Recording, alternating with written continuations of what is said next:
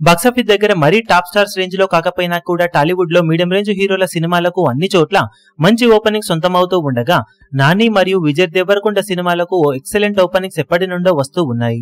విజయ్ దేవరకొండ నటించిన latest movie Kingdom భారీ లెవెల్లో ఆడియన్స్ ముందుకు రీసెంట్ గా రాగా ఓపెనింగ్స్ పరంగా దుమ్ము దులిపేసింది.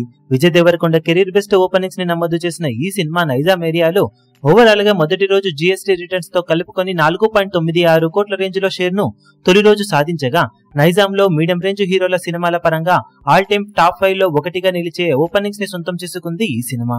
ఫస్ట్ ప్లేస్ లో దసరా మూవీ ఇప్పటికీ ఎవరికి అందనంత ఎత్తులో 6.78 కోట్ల వరకు షేర్ ఓపెనింగ్స్ ని సాధించగా తర్వాత ఖుషి 5.15 కోట్ల షేర్ ను, హిట్ 3 5.08 కోట్ల షేర్ ను, కింగ్డమ్ ఇప్పుడు 4.96 కోట్ల షేర్ ను, టిల్లు స్క్వేర్ 4.35 కోట్ల షేర్ ను, లైగర్ 4.24 కోట్ల వరకు షేర్ అందుకొని మిగిలిన ప్లేస్లలో నిలిచాయి.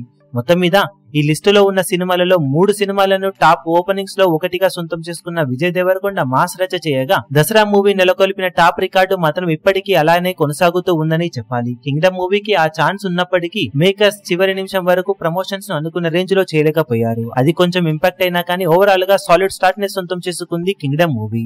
ఇక లాంగ్ వీకెండ్ లో సినిమా ఎలాంటి కలెక్షన్ అందుకుంటుందో చూడాలి. అదే టైంలో దసరా మూవీ నెలకొల్పిన రికార్డును ఫ్యూచర్ లో వచ్చే ఏ సినిమా బ్రేక్ చేస్తుందో చూడాలి.